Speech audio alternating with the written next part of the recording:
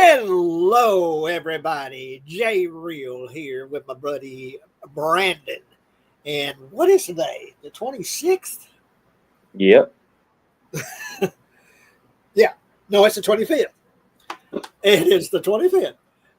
It is April the 25th, 2025. And show off your shirt there. I took a massive shit in a Buc-ee's bathroom. I've never done that. I've peed there many times, but I've never took a dump at Buc-ee's. What's funny is I didn't even buy this from Buc-ee's. I just seen it on Temu. But I have taken a mini shit at a Buc-ee's. The cleanest restrooms. Yeah, I've peed there several times, but I haven't done that yet. Hopefully we're not going to have any interruptions because about 6:30 my electricity kept going off. Went off like 4 or 5 times. And I went to my neighbor's house, make sure that it wasn't just me. He said, yeah, it's doing it to me too. But so hopefully they've ironed out whatever problem they had there. But let's talk about Texas weather to begin with here, because this is the time of year, particularly for Texas, April, May, June, we get tornadoes and severe storms and stuff. And I'm in Central Texas, and Brandon, you're in around West. And well, I'm in the town, what happened to you guys yesterday? Well, I'm still Central Texas, so we got hit hard too. But for some reason, we always tend to get hit harder than y'all. It was just like, it was crazy. It was like just out of nowhere, blew the damn door open. Branches flew off of trees and shit, just out of nowhere. Like, that's the weirdest thing about the weather. Like, it'll be chilling, everything will be good, and then just out of nowhere, just. Did y'all have any hail? I've heard there was some large hail. Yeah, I missed the hail, thank God. But yeah, where I work in Hill County, and they had a bunch of hail in Hill County. Just like, and like this dude, he showed me a picture on his phone from his girlfriend's house, and the hail was like the size of a fist, like a big old ball of ice. And I'm like, what the hell? It's what the hell? It's just out of nowhere too. Like, I'm telling you, it just hits out of nowhere. You get it in that kind of hail that size, it'd kill you dead, man. Yeah. I've seen little BB's hails, like little pea-sized hail, maybe a quarter at most, but damn. It's crazy. Broke branches off the trees. We had a hailstorm last month, and I was in the house when that happened. And I live in this old metal trailer house, so I have a metal roof, and it just sounded like the world was coming to an end. Yeah. But hey, I miss having a tin roof. It was nice when it would rain. You'd hear it go. My dad and them, they live in a trailer too, and when the storms hit, it's like it's scary. It's supposed to be nice, pretty nice. A little small chance of rain tomorrow. Supposed to be clear Sunday and Monday, but then Tuesday and Wednesday supposed to crank back up. And they said Wednesday in particular, we could have some bad storms Wednesday. And you ready for winter? You ready for when winter comes after summer and it's going to be the crazy ice and shit? I don't know. That's always has been my biggest fear is severe storms. The winds and all that. I bug my neighbor and go into his house when we have bad storms. I went yesterday. It got kind of loud, but it wasn't what you guys got. But is it all in my head? Is it all in my head, or does it seem like the weather just gets worse every year? Well, they say because I don't remember the weather being this crazy. Like when I was a kid, like we had that polar vortex. Remember that, to where it looked like we lived up north. Like, what the hell?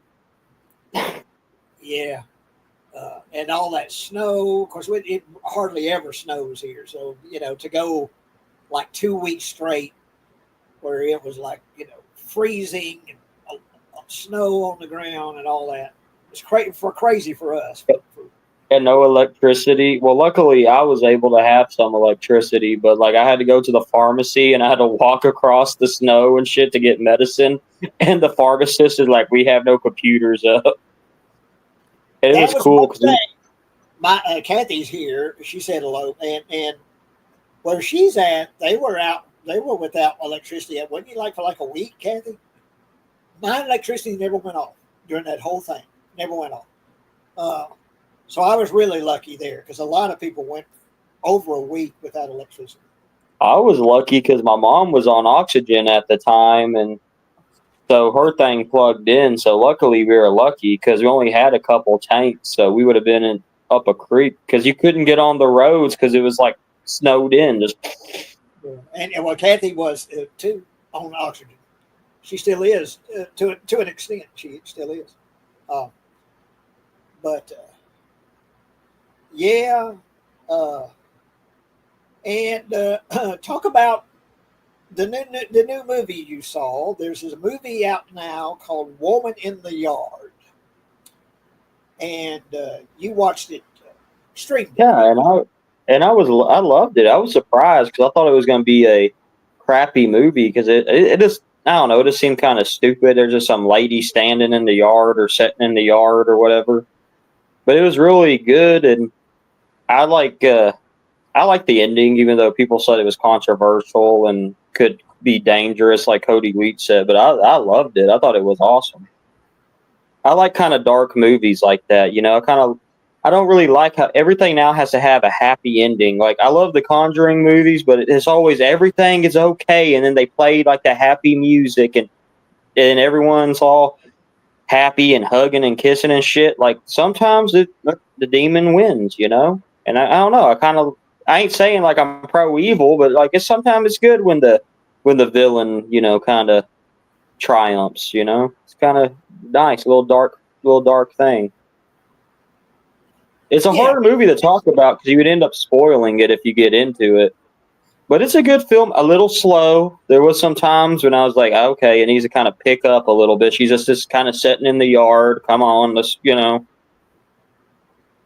But it's a good film. I liked it. And then I know some people were upset because the main character, the mom, her name's it's funny because her name's Ramona, like the tomato, and it made me laugh because my mom would always call like ramen noodles Ramona soup and shit, or like, and it just made me think of that. So like the name was her name was kind of funny, but she would look in the mirror and like she was holding a pillow.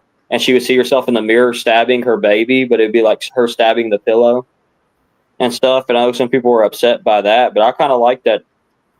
You kind of like that stuff. It kind of like shocks you, But it was tasteful. Like the ending, I thought was very kind of like tastefully shot and done, and I really liked it. Plays on your emotions. But like I said, it's a hard one to talk about. Because you don't want to spoil. You don't want to get spoilers, But it's that ending, That really the only review I saw was Cody Leach's review, and he was really upset by the ending. But yeah, I mean, I like movies with dark endings if it feels earned. I say it was earned in this. I definitely do. I'll tell you a dark ending that it still pisses me off. I'm going to bring it up and I'm going to get all worked up because this is the only ending I can think of that just so upset me and so pissed me off that I didn't feel it was earned. The only reason why it ended that way was to shock the audience, and that is the ending to The Mist. I love that ending. I know you do. I knew you were going to say that. Son of a bitch. It's awesome. And even Stephen King likes that ending. And I absolutely hate that ending because here's why. you're given a character you're supposed to really care about, and his son. And you're going through their journey, you know, the mist, and it's from another dimension. These creatures from another dimension are coming through this mist. And, you know, I'm not going to go through the story, but you go through the story and you get to the ending. Now, the book doesn't end that way. The book ends on kind of almost an upbeat note where he hears a sound on a radio or a CB or something. He hears a voice and then hits the road thinking, well, maybe someone's out there, you know, maybe there's some hope. But of course, the movie, I'll just go ahead and spoil the ending. Well, hell, it's old anyway. Yeah, because you've got these creatures that have taken over the world, and, you know, and that have come through the mist or taken over this town anyway. And it's this father, his son, and there's two other people, I think, in the car. Yeah, it's two people who escaped the grocery store with them. I think it's an elderly couple or something. And the father, pretty much, they all sort of decide together, we're fucked. You know, there's no hope.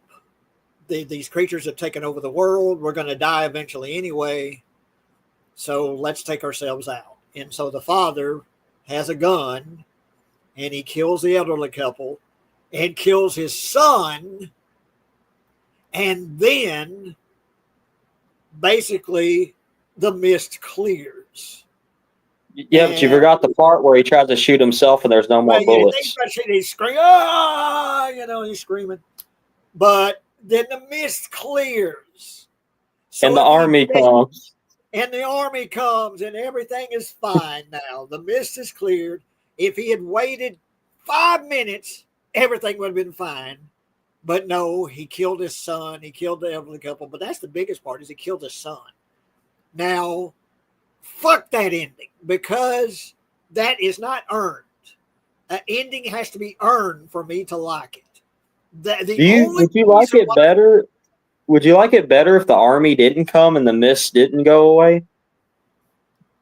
I think I would like it better if it was closer to the ending of the actual short story, where the mist is still there, but he hears maybe a voice on the CB radio or something. It's like, well, okay, I know that's a more ambiguous ending, and that's not an ending that people would love, because it's like, well, you know, I don't know. We don't know what's going to happen.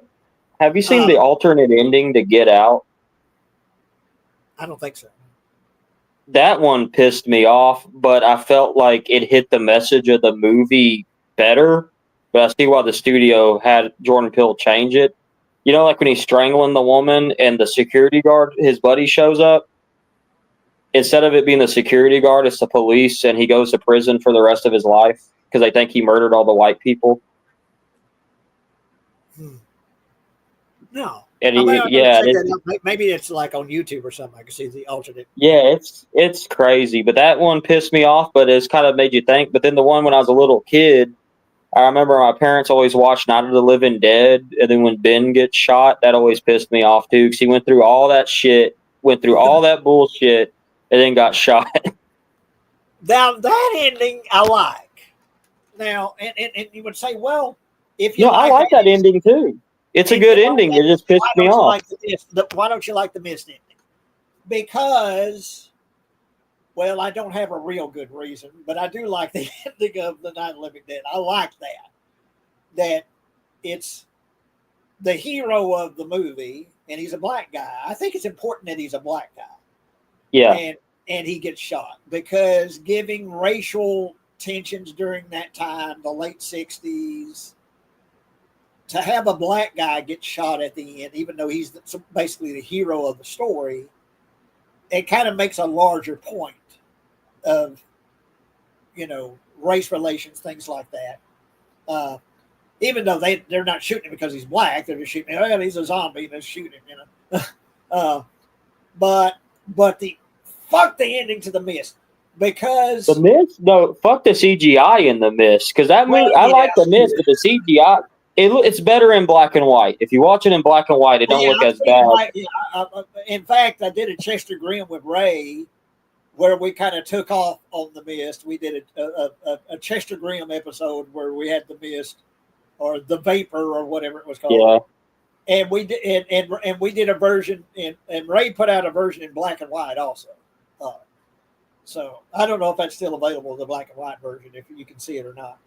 No, but I watched The Mist on Tubi in color, and they're like pink mosquito monsters and shit. I'm like, what the hell?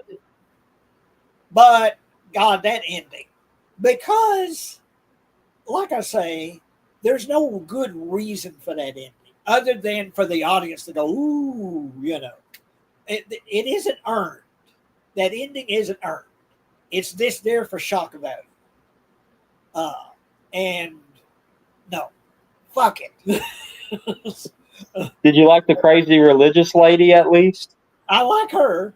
Well, I'm a big Stephen King fan, so I've read the short story. Before I even saw the movie, I read the short story. I feel like that's what I like Halloween Kills, but do you think that's kind of what Halloween Kills was trying to go for? Like that, I feel like that movie did the mob mentality better, if that makes sense.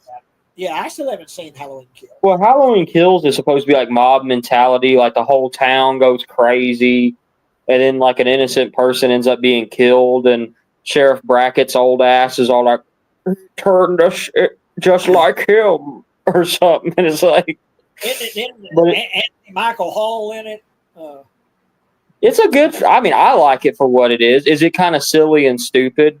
Yeah, but god dang, what is it, like the 11th Halloween movie at this point? It's all right that it's silly and stupid. I'll watch it someday because I've spoken about how I never wanted any sequel to Halloween. It was just last year that I finally called up and watched all those sequels, or the original sequels. You see the Michael Myers in Part 4 with the big old shoulder pads and the weird mask. But anyway, as far as the subject, I've been in a weird mood and just watching movies. Some of them I'd seen before, some had been forever, because the mood of these movies basically dealing with torture, abuse, pain, where right. there's people that die in these films, but the main focus is hurting people or torturing people or abusing people. The kind of movies you watch by yourself and not with company. Yeah, right, exactly. And now I mainly wanted to talk about movies that showed in a theater, because there's a lot of underground stuff, a lot of direct-to-video stuff that you can find, the guinea pig films. That's too much for me. I wouldn't want to talk about that one anyway. That was just gross. The guinea pig films, and Ray, I don't guess he's going to join us tonight. I invited him to join us, but I remember being with Ray, and he bought the guinea pig DVD set at Best Buy, of all places. They sold the guinea pig. And I saw bits and pieces of them, but I was like, nah. Because the thing is, in dealing with something like that, and dealing with torture or just fucking people up, that's easy to do.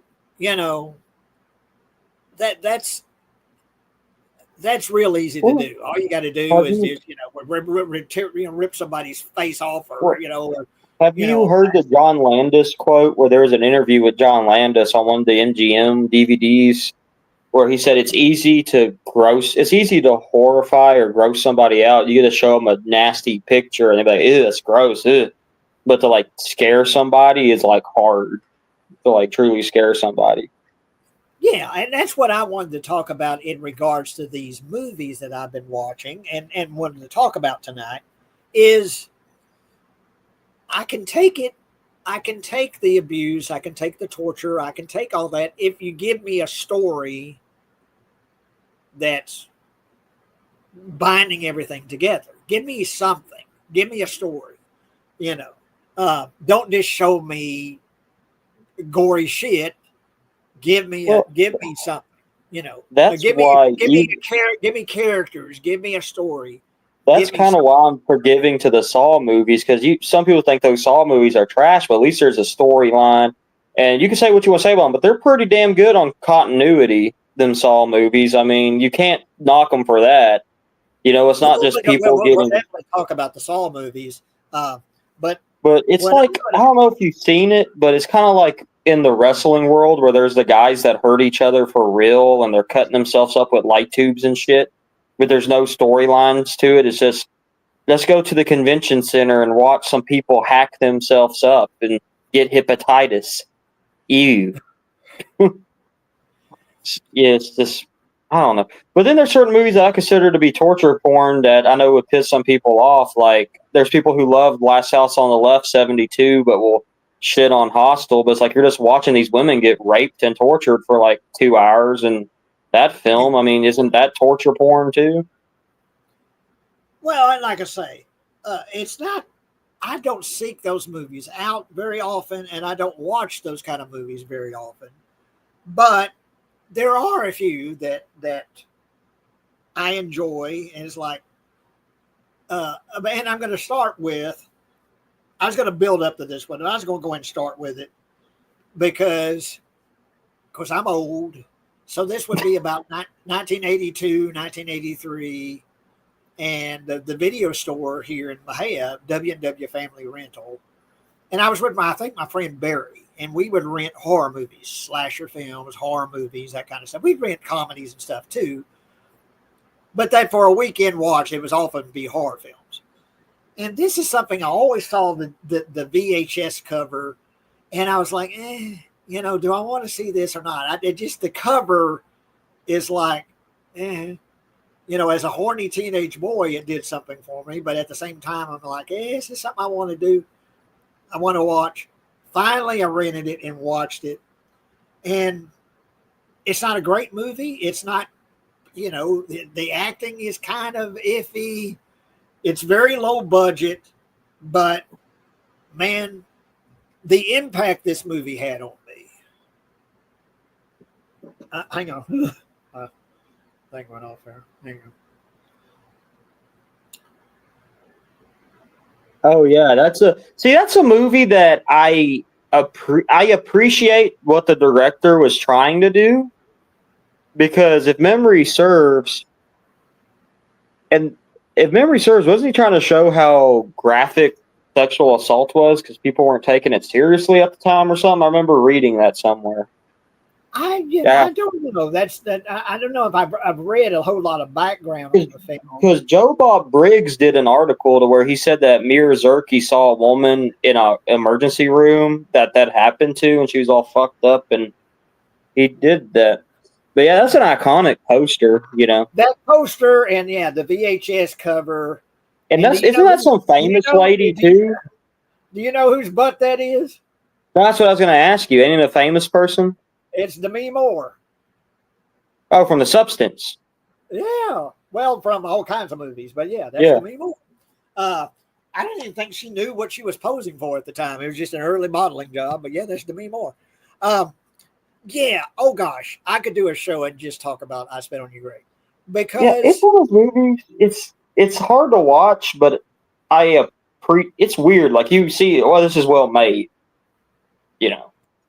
Well, here's the thing about the movie is I'm watching this for the first time. I don't know if I was watching it with Barry or watching it by myself, but I remember, was it Camille Keaton, I believe is the actress's name, and she's repeatedly raped over and over and over again. She's at like this cabin, and she's like working on a book of hers, and these guys attack her and rape her. And there's one guy's real sort of slow-witted. I won't say he's retarded, but he's kind of slow-witted. He's a virgin, and they egg him on to take it from her. And the poor girl is naked through like at least the first half of this movie. She's fully naked. And that was the thing watching this is like, it's I was experiencing a kind of movie I hadn't seen before, where, you know, for one thing, seeing a naked woman and it's doing nothing for me sexually, you know, and I'm not getting aroused in the least because this woman is being repeatedly it's raped. uncomfortable nudity. It's one of those Yeah, stills where it's so real too. Like it doesn't feel fake. Like it's kind of like, you know, like that Last House on the Left remake, or even the I Spit on Your Grave remake. Like I like those movies, but you can tell, oh, this is a movie. Like they're actors acting. Like this looks real, and she's all bloody and covered in dirt and shit. And then when you think it's over, they come back. Like it's like you think it's over. That low budget nature of it is what helps that, you know, give it almost a documentary feel in some places. If memory serves, isn't she about to reach the phone? Like she's crawling and it takes a long time, and then one of the dudes comes and kicks the phone, or something. But she's not just raped; she's beaten, but the second half of the movie is. I think that's the reason why this is a movie that I keep returning to. This is a movie I get in the mood to watch. Despite this brutal shit that's happening to this woman at the beginning, the second half of the film, she gets revenge. And one by one, she gets revenge. And there's only 2 shots in movies that I can think of that affect me physically. When I see it, I almost physically feel it, you know. And the first one is that fucking pencil to the ankle in Evil Dead. Oh my God. Every time I see that, I watch Evil Dead. I love Evil Dead. And it's the one that I get in the mood to watch Evil Dead. You know, I watched it last month. But that fucking pencil to the ankle, oh my God. I feel that. I feel that pencil to the ankle. And the second one that I wince, and I don't really feel it, but I kind of, oh my God, is she's in the bathtub with one of the assailants, and he's an idiot because, you know, he's raped this woman, but she's coming on to him. And that's the criticism of the film, though. They're the dumbest villains. They're the most stupidest villains. You know, like that's the only. She gets him into a bathtub, and it's soapy water, and she gets him into a bathtub, and she starts fondling him underneath the water, you know, and you go, oh, that feels good. Ooh. And then you follow her, you know, and while she's fondling him, you see her other hand reach beside the tub and pick up a knife, and then bring this knife underneath the water, and she's stroking him. Ooh, that's good. And then you see her hand kind of jerk up, and you see blood bubble up out of the water. You know, ooh, that kind of hurts, you know, be careful. Well, she's cut his dick off.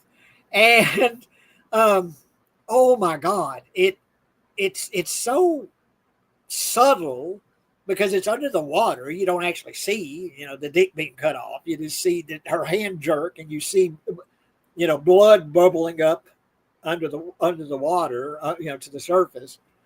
It's like, oh my God, that affected me physically. I felt that. And then she goes into, like, she closes the door and leaves him in the bathroom screaming, you know, he's bleeding to death. Yeah. The only thing with that scene, the only thing with that scene though is he should have been the last one. And like, because to me the kills were kind of out of order.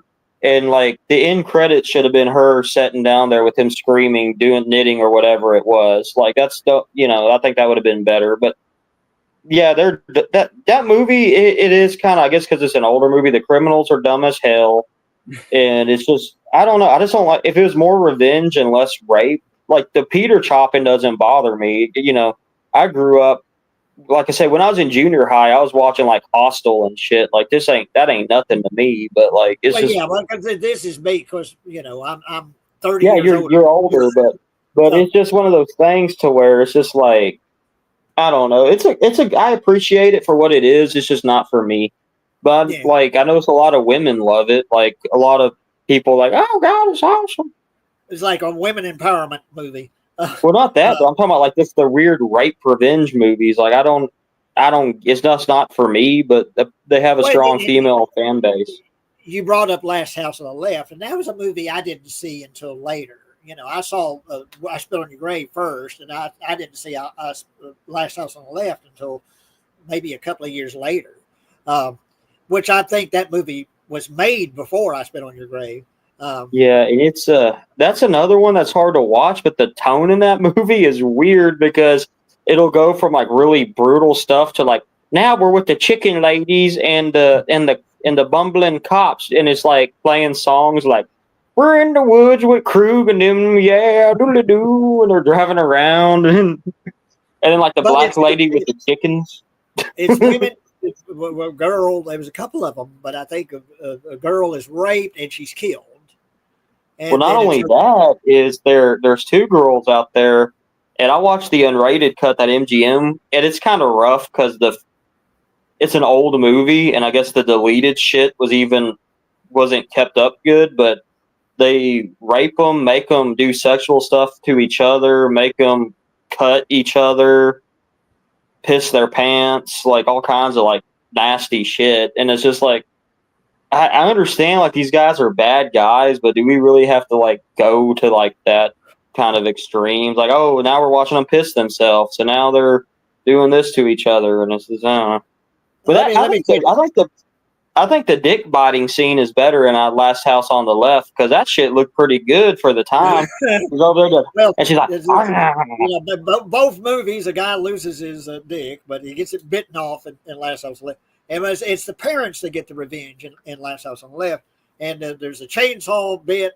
This is, I think, before Texas Chainsaw Massacre. So, to death by chainsaw. My favorite part is when Krug makes Junior blow his brains out. He's like, "Blow your brains out!" Man, this is a crazy movie. And that one cop's the bad guy in the Karate Kid movies. So that was cool.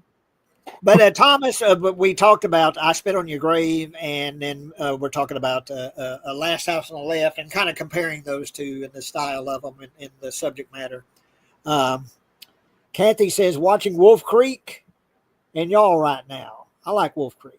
I watched that. It's been a while since I've seen that one. Thomas, I Spit on Your Grave. And was it based on a real event? I don't know. I don't know if that was based on a real event. I remember reading, and I could be wrong, but Mir Zerke, the filmmaker, had to go to the emergency room for some reason, and they saw a rape victim there, and she was all beat up and shit. And that's kind of where he got the idea to make the film. But he could have been saying that after Siskel and Ebert, cut that movie a new one on. At the movies, they really went against that film pretty hard. That it was the most miserable until Friday the 13th and stuff came out. It was the most miserable thing they ever seen and stuff. I was like, well, hell, you sat through it, shit. Well, Kathy, bringing up Wolf Creek, I guess we can talk about Wolf Creek. Of what is the phrase? Head on a stick. And that's the Australian one, ain't it? With the Australian guy. Yeah. And he's so likable too, or at least he was likable to me. And it's kind of like the Outback, and there was Wolf Creek, wasn't it? Yeah, with that. Yeah, and he's all like you think he's gonna help him and stuff, and he's all he's kind of he's like, oh shit, we met like Crocodile Dundee or that's not Outback a knife. This is a knife. Yeah, but instead he's a fucking crazy. Yeah, I think he might be a cannibal. It's been so long since I've seen that one. There's like a woman that's like skiing, like on the wall. Their skin is on the wall. And that's the thing about Wolf Creek is you talk about dark endings. That one definitely has a dark ending, Wolf Creek. There's no happy resolve. The dude gets away. There are two girls and a guy, and they're staying out at this cabin, and they're off going down a trail, the Wolf Creek Trail or something is their plan, and it's real cold. And so when they come back to their vehicle, it won't start. And I know their watches stopped too. And I went, well, how does that happen? You know, what did he, how did he stop their watches? Their watches stopped. Their car won't start. I don't know how this is all supposed to have happened, how he did that. But this dude, this kindly Australian dude shows up and goes, I'll fix your car, you know, and all that. And he tows them back to his place, and it's way out in the boondocks. And yeah, he basically just wants to fuck them up and fuck them, the women in particular. And there's that whole head on the stick bit where he stabs a girl in the spine, you know, to sever her spine where she can't move or feel. And, well, my thing is with some of these torture scenes, like, yeah, you can show blood and gore and stuff, but then, like, there's that scene, the I Want to Hear You Scream scene in The Serpent and the Rainbow, and you don't really see anything, but it's kind of like implied, and it works better for me than you know, see someone get tortured like that. Yeah. But yeah, that's definitely a movie that there's no happy resolve at the end. Or what about like them, like the Terrifier movies? Would that be torture porn, I guess, too? I was going to bring up Terrifier. I was going to get to Terrifier. Okay, well, we'll get to it when we get to it. Yeah, but let's see. I'm just not a big fan of the whole torture thing. When I was in junior high, I loved it, though. Like, that's one thing I think that's changed. When I was, like, in middle school and I was renting Hostel and stuff, like, this is awesome. But now I'm like, I don't know. I think I kind of outgrew it, you know? Well, and that's another one that I watched here recently is Hostel, the first Hostel. And here's me with movie sequels, particularly horror movie sequels. I don't watch much of them. I never did. The exceptions being Friday the 13th, Nightmare on Elm Street, and Chucky. I wanted to see all of those movies that they were all in. I wanted to see all of them. But by and large, I never really went for the sequels very often. You know, I'd love the original movie. That's great. Then 2 and 3 and 4 is coming out. I'm not really interested. And that's always been me. I never have been big on sequels for horror films in particular. So Hostel, saw it in Waco with my friend Mark. And I remember this very clearly that we watched the movie, and at the end of it, he looked like he wanted to kill himself. I said, "Are you okay?" He goes, "That was the most disgusting movie I've ever seen." And he was real serious. He was like, it affected him emotionally. You know, it just brought him down. I said, "Yeah, well, that was pretty rough." He goes, "How could you, you know, I don't see how you could have stood that." I mean, you know, but he sat and watched the movie. He didn't get up and want to leave or anything, but he said, "Oh God, that was just the most disgusting thing I've ever seen." Well, it's very realistic looking too, but it's just like my family's Czech, right? They're always like, "Oh, we want to go to the old country and stuff." After seeing Hostel, I said, "Fuck that noise," because ain't they in like Slovakia or someplace? I'm like, we're gonna wind up like them people in Hostel. We're gonna get sold off and tortured. Well, they're going to get laid because you know that the women are very free with their sex wherever they're going. And so they go to a hostel or a hotel. A hostel is what they call a hostel. And there are some women there that they have sex with. But what it turns out to be is rich people pay to fuck people up. Rich people pay to strap people in a chair and like sever their what do you call this right here? The ankle, Achilles tendon, Achilles heel, Achilles tendon, and cut fingers off, and torture. And they pay good money for the privilege of torturing people, and eventually killing them. But you know that's the end of the deal. And you know they don't want them dead; they want them to suffer. and they pay money to do that. That's that's what they're doing. And yeah, I think it's pretty well made. I like the ending. I like the guy, kind of gets even at the end of it. I like how he gets even. Um, he loses a few fingers, but he gets even for that. uh, and yeah, it's not a movie that I'm going to return to very often. I don't think. I think maybe I'd seen it one other time since I saw it in the theater when it came out, and watched it a few days ago, kind of in preparation for this show. Um, but yeah, Did you like the second one? Because I thought I really liked the second one. I've only seen it once, and I can barely remember anything about it. It's basically so instead of guys trying to get laid, it's women trying to get laid. So they kind of like swap the genders. But there's a scene where like there's this like lesbian couple, and like they're like fucking, but they end up like cutting the victim that's above them in the blood to like have a geyser of blood on them. And there's a Peter chopping scene in that one too. Well, I was about to say a guy gets his member cut off. I remember that. We should do a show ranking the Peter chopping scene. But yeah,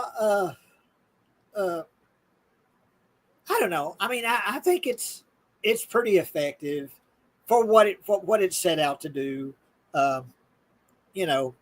But it's not a movie that I'm going to return. Well, most of these movies are not movies I'm going to return to very often. Like I say, the exception being I Spit on Your Grave. I'll get in a mood to watch I Spit on Your Grave. And like I say, I'm so much older than you that this was kind of a new concept to me at the time in 82, 83 when I saw it. This, woman being abused and being raped, but then getting her revenge. And it's that revenge aspect that keeps me coming back, watching it. Yeah, because to me, though, I Spit on Your Grave, it's like torture porn, but it's also kind of like Death Wish, but instead of Charles Bronson, it's like that woman like getting her revenge. But I'm okay with that, but some of it's just like, with some of those, like there's one called Captivity that's just like you're just watching a woman get tortured for like 85 minutes, and there's really not much of a story, and it's like, well, what the hell is kind of the point of it, But yeah, and then this movie, I told you, I don't guess you saw it. I do recommend you see it. I do recommend folks out there that if you can take the Terrifier stuff, if you can take movies like that and that kind of epic gore, look up Martyrs, Martyrs. Is that the original or because I know there's two of them. There's an original one and a remake. This is the original, and it's in French, so it's subtitle. You got to read subtitles, but it's on YouTube. The movie's on YouTube, and I watched it. I had seen it, but it'd been forever and a day, so I barely remember anything about it. And oh my goodness gracious, it's taken so seriously. It's not like Hostel, where there's kind of, the way that it's made is almost like a wink to the audience. It's like, yeah, you're watching some brutal shit. It's kind of like in Hostel. Remember, he's getting wheeled down the hallway and he sees all the different people being tortured, and it has that music like wah, wah, wah, wah, wah, wah. It's kind of like, yeah, it's kind of crazy. There's no wink to the audience in Martyrs. It is completely serious, and I had read the director was basically suicidal when he wrote it and when he directed it. It was dealing with depression, wanted to kill himself, and wanted to make a movie basically that pictured hopelessness.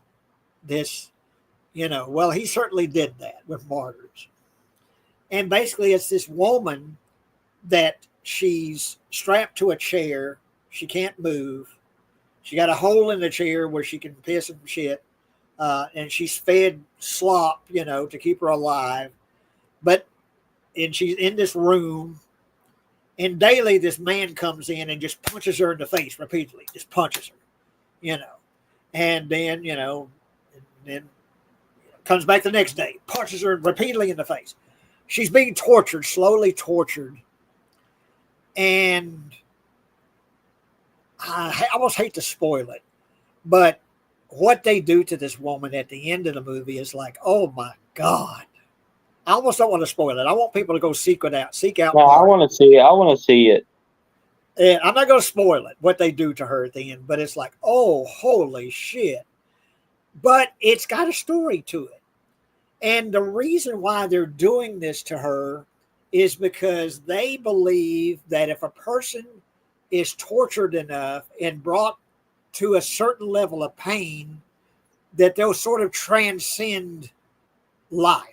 They'll know what's in the afterlife. They'll know what's in the beyond. You know, if they're brought to a certain level of pain. I think that's kind of the definition of a martyr, is a person that is suffered so much, they transcend suffering, they transcend reality, you know.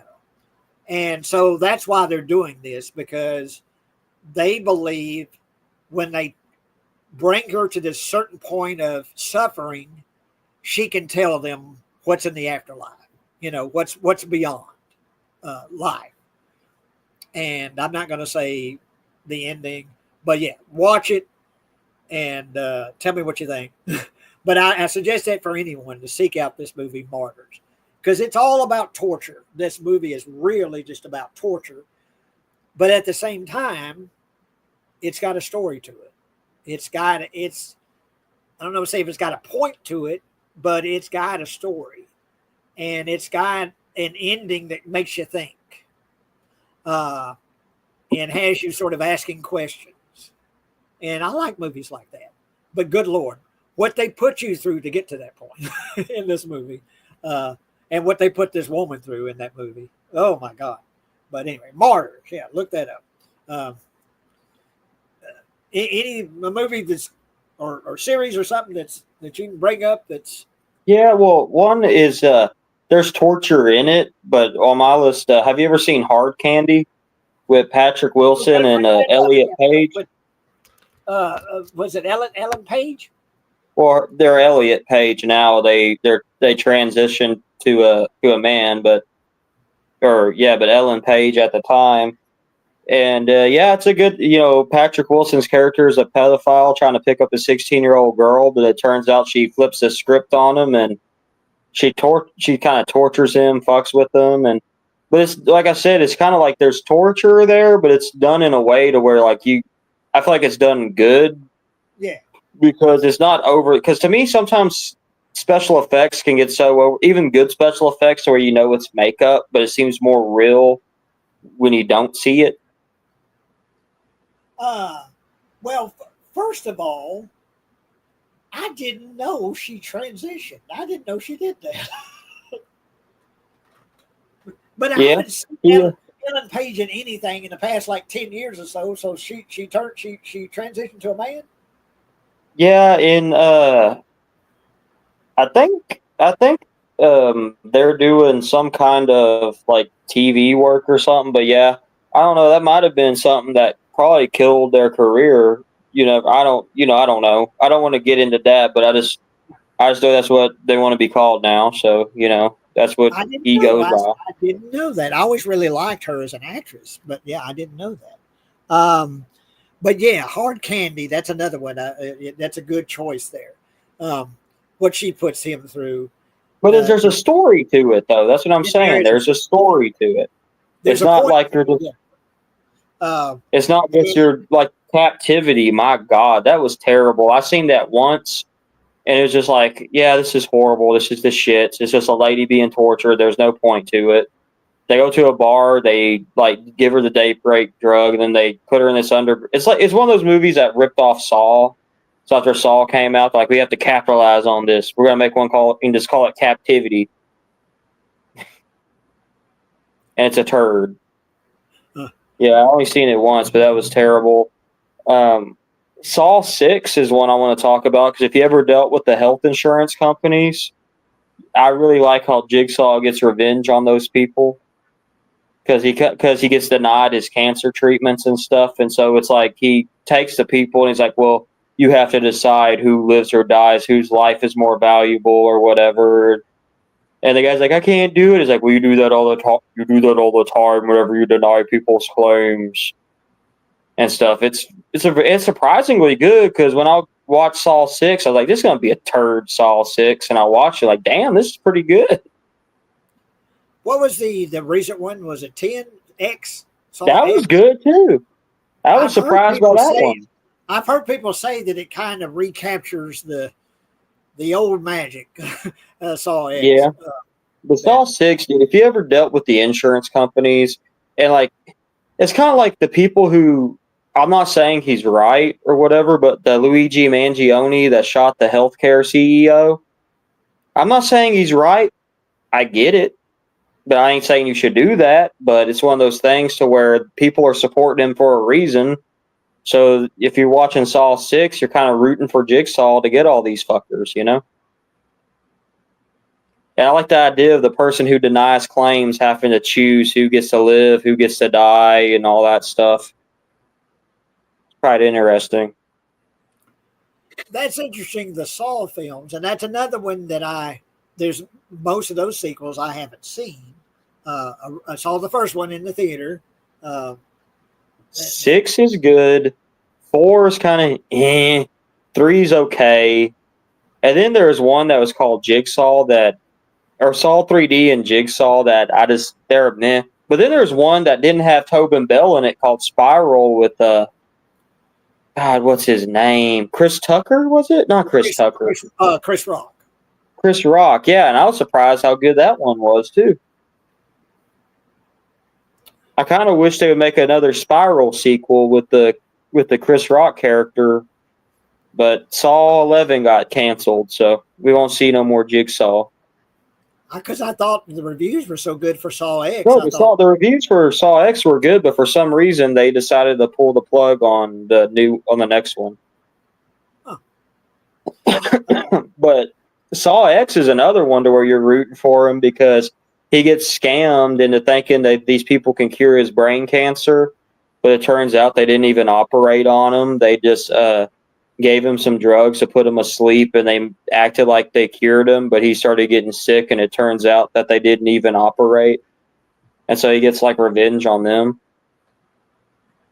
So it was pretty cool. That had some cool tortures. Like there's a lady who gets zapped by a chemo machine, and like it burns her up. Pretty cool. Well, yeah, that's the traps in the Saw films are and Jigsaw gets put in one too, and it was interesting actually seeing him in one of his traps having to try to get out of it. And what they did was he becomes friends with the little Mexican kid and the kids in the other side of the trap, and they have to like work together to like get out the trap. And it's pretty neat. I liked it. And of course, I love the little puppet. That's like, that's cool in those movies. Want to play a game? Hey, my dumbass would be killed if I was in a Saw movie. Because I had the video game on Xbox 360, and it had math questions and stuff. And I had to go to the special ed class. How do I go to solve this math shit? Fuck this game. Game's bullshit. I got mad and I quit playing it. Well, since you brought it up, let's break out the salt and the bleach, because Art the Clown, he will take out a gun and blow your head off, but he much prefers to drag it out, take it slow. He's a clown. He wants to have fun, and killing you outright's no fun. He wants to take it slow, and he has some very inventive ways to take people out. And it's so cool that we've got another franchise character to, anxiously await the next movie. And the gore in those films are so over the top and so extreme that it's almost, to me, it's funny. People talk about that bedroom scene in Terrifier 2 and how, extreme that is. I watch it and laugh because it's just so over the top. It's so extreme. It's like itchy and scratchy at some points. Yeah. Now, I will admit, when we get to the third Terrifier movie, I was grossed out by like they put a dill in the one of the victims' necks and a bunch of like rats go in it and stuff, and I'm just kind of like, Yeah. that was just kind of. It gets really mean spirited, but also what's weird, I noticed like in the theaters when I seen these movies, like the gun stuff and the bomb stuff seem to get the biggest reactions out of people. Like, were there people going, ew, there was when people were getting tortured, but when Art the Clown and Terrifier 2 just goes, bah, bah, bah, bah, bah, bah, bah, bah, people are freaked out by it. And maybe it's because it's more real and we have so many mass shootings, it just kind of affects people. I don't know. Yeah, But well, and like I say, yeah, he will bring out a gun sometimes. And or a bomb. In Terrifier 3, and and that's another thing. For a lot of people, it's like you don't kill dogs, you don't kill kids. And of course, Art the Clown says, "Fuck that! I'll kill everybody. Fuck kids." And Terrifier 3, he kills kids. And they're he's dressed as Santa Claus and he's handing out presents at a mall. And this little boy opens his package and me and my friend Lewis busted out laughing. We went to see that. Me and my friend Lewis went to see it with my other friend Terrell and his fiance, and we busted out laughing. And I just saw like me, him, and Terrell were laughing, and everyone else in the theater was just kind of like looking at us, and we're just like, it was funny because he opens it, and he's just like. Yeah. But the Santa Claus getting killed did get a big reaction too when Art freezes him and busts his damn hand up. He's got and this, people like this canister that's got I think it's propane because at work with the forklifts, if you don't screw it on right, it will actually freeze and it will give you frostbite. So I think maybe he had like a little can of propane and he's just like, and then it breaks it. And it's just, but I feel like they're getting to a point to where you can't top yourself. You're just gonna have to get more crazier and crazier. And it's just like, I don't know. Like, for me, Terrifier 2 is still my favorite. I really like Terrifier 3. I saw it at the drive-in. I really like it. I like that it takes place during Christmas time. I like seeing Art the Clown dressed as Santa Claus. It's funny. That's cool. And of course, David Howard Thornton's so great as Art the Clown. He's basically, it's all mime. He doesn't talk. It's all facial expressions. He's great in the role. But Terrifier 2, Art the Clown is scarier and creepier to me in 2. More mean-spirited a little bit. More mean-spirited, yeah. And in 3, he definitely is mean-spirited, but he's also dressed like Santa Claus, and it's more comical in 3. To me, the Vicky character was more scarier and mean-spirited than Art the Clown. I was more scared of her than him. I think he's kind of becoming like Freddy, to where Freddy was scary, but then he becomes more. Then it's like he has a little joke here and there, like in 2 with the glasses and stuff, and then in 3 it's kind of like he's getting a little more funnier. And I think we're heading that route to where he's going to be like a slapstick comedian or something in the 4th one, probably. Be a slapstick with gore. Yeah. But yeah, the girl. Someone gets their head ripped off. And the woman with the skin face is kind of his partner in 3, and the little pale girl is his partner in 2. And some people wonder, well, what happened to the pale girl? And I just think the spirit of the pale girl sort of transitioned to the skin face woman. That it was kind of. I think that too. I think it's an entity that whoever Art the Clown kills, they get possessed by that entity. So, like, if that was a little brother's skull up there in the 3rd movie, he might come back as like a clown boy or something. Like his victims. Because one of the girls, isn't the girl from the bedroom scene? She pops up at the dinner sequence in part 2 or in part 3.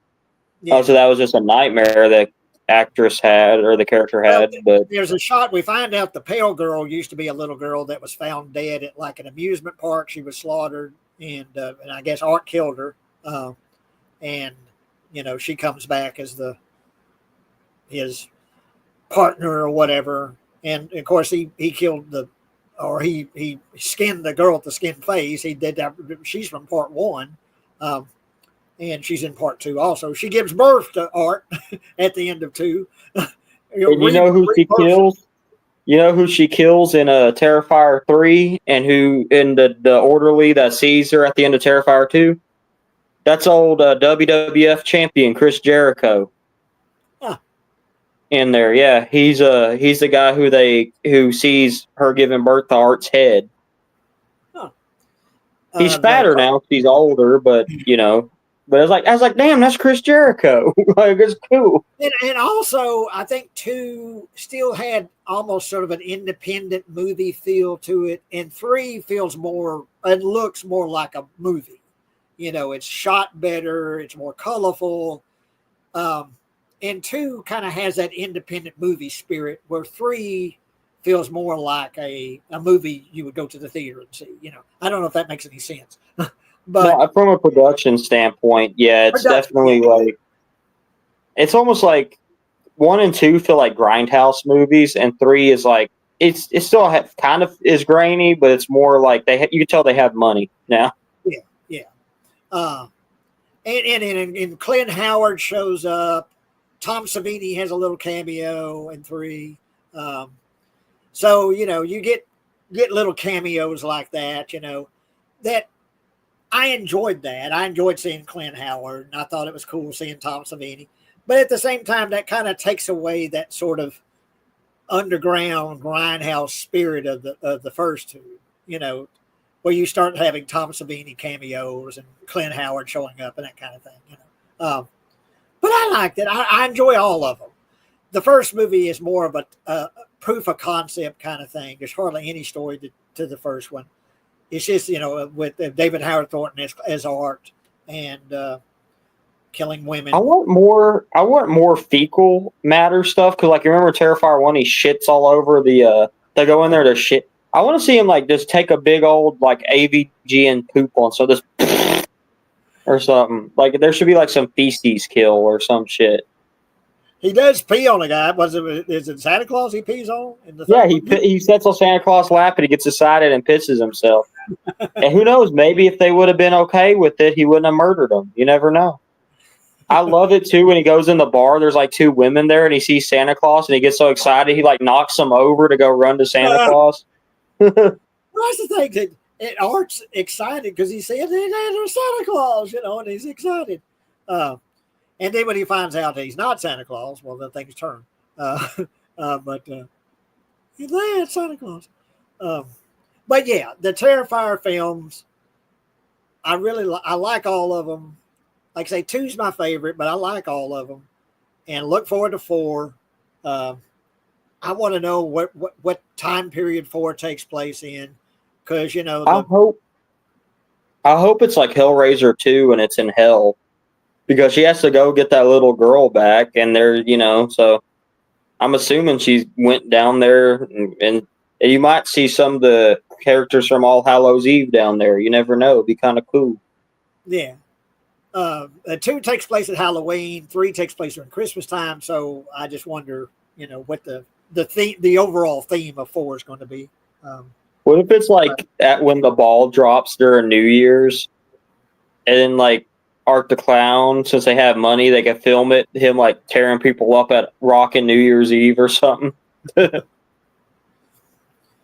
be awesome. But yeah, as far as torturing people and enjoying that, to me, that's the best. Is the Terrifier films. That's the one I'm having the most fun with them. Art the Clown is fun, and it's fun to see what he does to people and how he does it. Even though sometimes it's a little, it kind of turns your head. Oh God, it's a little disgusting, but at the same time, it's a clown and he's having fun, and I have fun watching him have fun. So. Well, you know what they should do, since he is a clown? Like, and if they have one take place on Halloween again, why don't they have him give someone, like maybe he gives somebody some candy and there's a razor blade in it or something? Uh, I'm trying That'd to be think. kind of I know there's candy given out in 2, but I think there isn't any poison candy or anything in 2 yet. But that's a good no, but guess. like that would be kind of interesting. Like, oh my god, it's a clown, and he gives them like a candy apple or something. They bite into it. There's razor blades or something because kind of funny. Well, since we know now in 3 that he'll kill anybody, he'll kill kids, he'll kill adults. No one is safe from Art the Clown. So it's going to be interesting to see where they go with 4.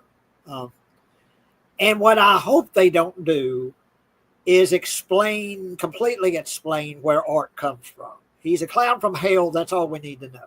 Uh, you know, I hope they don't over explain his origin and that kind of shit.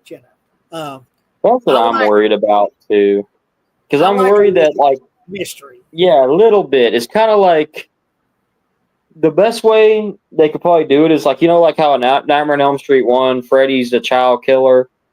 And then in 3, you find out that his mom was like the nun that got raped by 1,000 maniacs and stuff. Like, give a little bit of information. Don't be like, oh, he was just some clown that sold his soul to the devil or some stupid shit, I don't think we should know. I don't want to know what he is.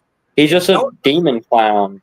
don't over explain it. I think we know all we need to know. He's a demonic clown. He's not human. He's from hell or whatever, but that's all we need to know.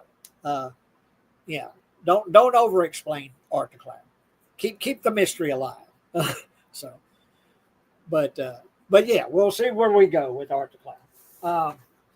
Okay, what else did I have here? What did I say? Well, I watched the original Hills Have Eyes, and that's on YouTube. Um, it's been a while since That's I. a good one. That's a good one, but it's also one to where like it's the stuff that bothers me is like the rape shit. Like I don't like seeing people get raped in movies, so it's just kind of like, eh. But that's another good one to where it's almost like two families, like Hatfield and McCoy's, but it's like Papa Jupiter and them and Bob's family or whatever his name was. And I think the original was better than I like the remake, and I know a lot of people like the remake better, but I kind of like them being more crazy people than mutants. Like, yeah, they're kind of weird looking. Michael Berryman has that what's it called? Disease Alopecia. to where where he looks the way he does, and his head's a little weird and stuff. But to me, it's like I like the fact that they had personalities and stuff. Like in the remake, they were more like making noises and stuff. I There's do only a too. couple of them that I talk. like the original. I like the original better. And once again, the original has that sort of grindhouse feel because it was when it was made. Wes Craven directed. But yeah, I like the original better. Of course, Dee Wallace. You can watch my nervous interview with Dee Wallace on But the. I do like the remake, though. I think the remake is good, and I do like the nuclear test. I do like the whole deal of the nuclear test ground and then being disfigured and stuff from it. But they took the makeup in the remake a little too far. I mean, I like the guy with the big brain, the big head. Okay, we could keep him, but like on the other ones, tone the makeup down a little bit. Maybe have them. Maybe an eye droop here and an eye up here or something, but like they look like Toxic Avenger. Some of them, Yeah, it's a little too much. In the guy with the big mutant head, isn't that Greg Nicotero? It might be. It might be, but I like the speech that character gives, but like the other character, the one with the big old pickaxe and stuff, it's like they could have toned the makeup down a little bit or try to make it a little more realistic because it is kind of ridiculous how far they went. The next movie I wanted to bring up, and it really pisses people off when I say this, but you want to talk about The Passion of the Christ? As a torture film, yes. Yes, because I mean, I believe in Jesus. I pray to Jesus, but that was a torture film. It's a horror movie. It has jump scares and everything in it. I need to rewatch it because I bought the DVD from Half Price Books, but it's just Jesus being tortured for like 2 hours. And every once in a while, some scary demons will show up to like mock him or something. Or terrorize Judas. I've only seen that movie once. I've got it on Blu-ray, but I've only seen it one time. Another one I need to rewatch. But don't they get like a strap that has like Fish hooks. fish hooks or something in it, and something attached to the strap, and they're whipping him with that and ripping his skin open. And good God, because Mel Gibson directed Passion of the Christ, you know, and it's well made, and what's his name? The guy that plays Jesus in it is really good. But oh my God, yeah, it's a torture film. That's what it is. It's torture. It's religious torture porn. And it's so realistic too. Like the little, he's like the little cuts and shit all over him. It's very. He doesn't just have everyone's seen like the Jesus movies or the paintings of Jesus where he has a little cut on his rib and he's crucified. Now he's like cut up from head to toe, and there's a lot of detail on the makeup. But yeah, that one scene, I'll never forget that. They whip him and it rips his flesh off and shit. And then the Jewish people are like, because I remember when I was a little kid, they were like, "Yeah, let's go see Passion of the Christ." All the churches were going to see it, and then there's people on Fox News complaining that it was anti-Semitic because the Jewish people had like big noses and stuff, and they had like their gold, and they're like, and shit.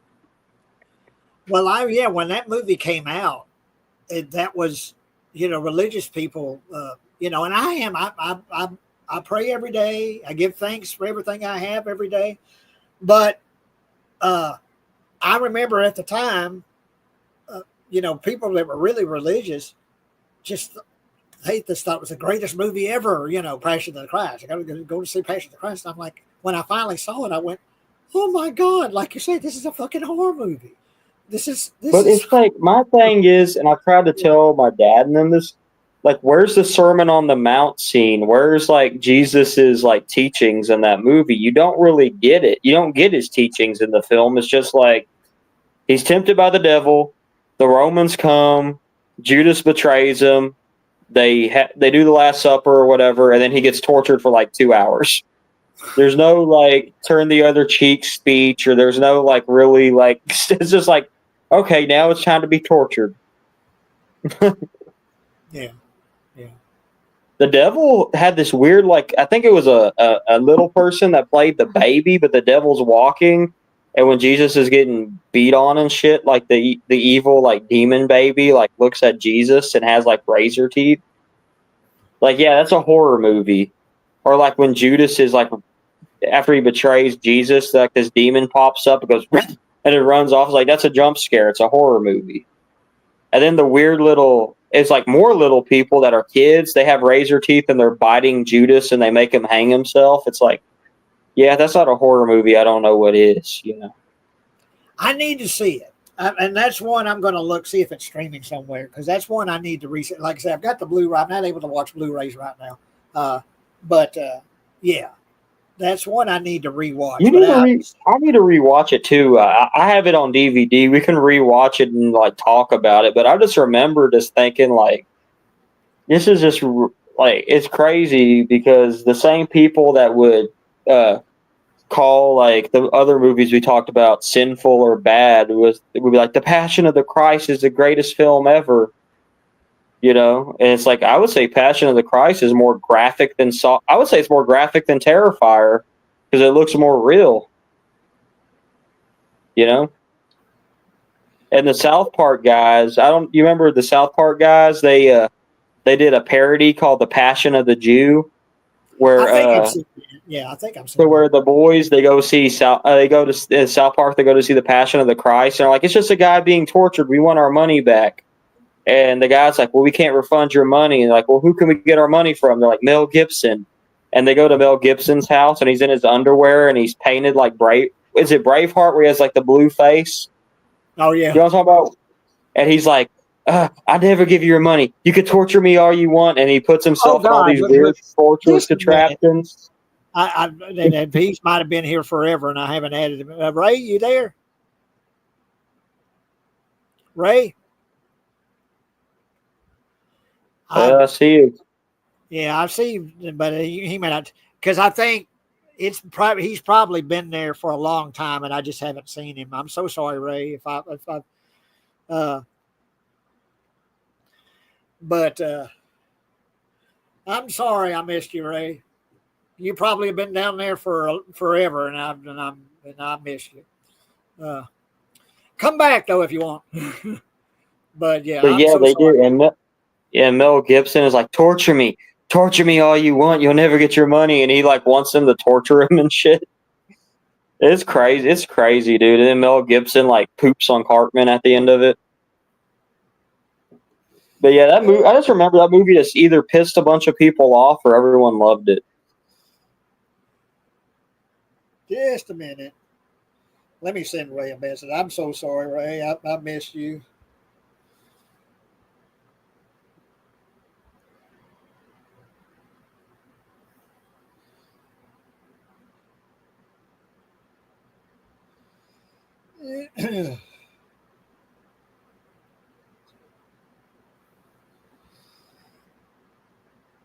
Yeah. So sorry, Ray. I don't know how long you've been there, but well, let me send him a message. Yeah, it'll be good to know his opinion on the Passion of the Christ because that's one. Yeah. That's one that dude. I'm telling you, like I have kin folks that if you would tell them the Passion of the Christ is torture porn, they would be like blasphemy. But Ray, if you're watching, you can come back. Just use the same link if you want to come back, because we'll hang on here a little bit longer. Have you But ever I'm so have you ever sorry seen? I missed you, though. I didn't see you down there, and because usually what I see is a person, a picture, and that's how I know someone is signed on. But in your case, you're not there visually, so I didn't see that you had signed on. So anyway, once again, I'm sorry, Roy, but Have you seen the Ichi the Killer, the it's been, Japanese movie? yeah, it's been a long time. I think I have that like on DVD somewhere. Itchy the Killer. Where people are the Japanese mob and they're torturing people by hanging them by hooks by their skin and stabbing them with needles and shit and crazy. The Japanese are real big on the torture. Yeah. Real gross. What was it? Takashi Miike. Yeah. Well, oh gosh, what is the movie that where? God, what is the name of that movie? Where basically he's wants to get a wife, and so he's interviewing people for a wife, and this woman slowly tortures him. What's the name of that movie? My God, it's a Japanese movie, or yeah. Damn, I'm God, drawing a blank on that one too. There's if you want to talk about psychological torture, you know the Black Phone would be one where he kidnaps the kid and just fucks with them psychologically and shit. hang on. I feel terrible about that Ray signed on there and I didn't see him. But just a minute.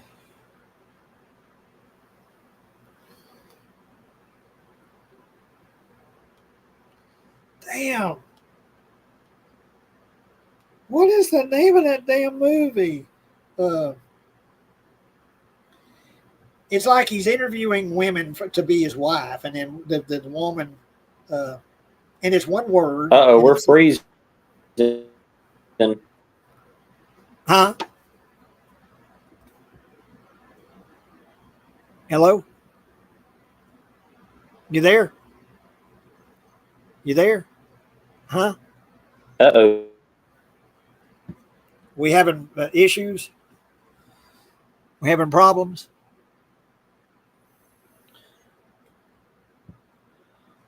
Oh gosh. Well, you're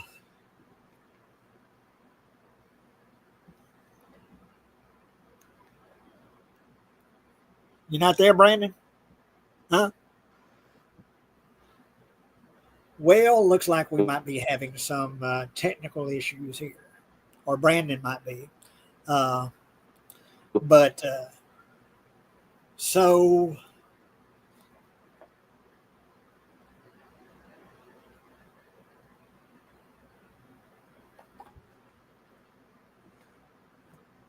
well, okay. I guess then we'll wind this up because it looks like we're having technical issues, or Brandon's having technical issues, and so we'll wind this up talking about torture films. Uh, we'll do this again hopefully soon. I think the next thing we want to talk about is movies involving vehicles. Uh, and Kathy had that idea, and I think that's a good idea. It has some good stuff. Uh, and yeah, uh, I don't know if this is if I'm having this issue, or Brandon's having this issue, or we both are having this issue, or whatever. But hang on, we'll hang on a little bit to see if maybe he can sign back on. Uh, but yeah, that was a good idea Kathy had about movies involving vehicles, horror movies involving vehicles, Christine and the car and things like that.